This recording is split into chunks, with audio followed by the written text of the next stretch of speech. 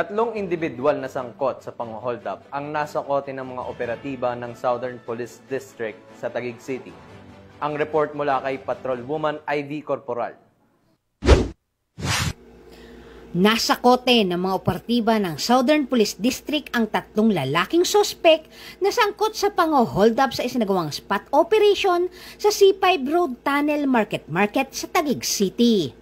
Kinilala ang mga naarestong sospek na sina alias Wally, 20 anyos, alias Judel, 31 anyos, at alias Mark, 20 anyos.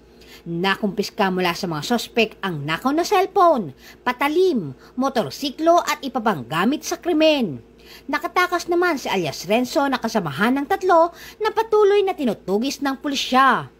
Dinala naman ang mga sospek at ang mga nakumpiskang ebidensya sa tanggapan ng District Special Operation Unit para sa dokumentasyon at sasampahan sila ng kaukulang kaso. Mula dito sa Camp Bagong Diwa, Bikutan, Taguig City, ako po ang inyong PNN correspondent, Patrolwoman Ivy Corporal, alagad ng batas, tagataguyod ng Balitang Pulis.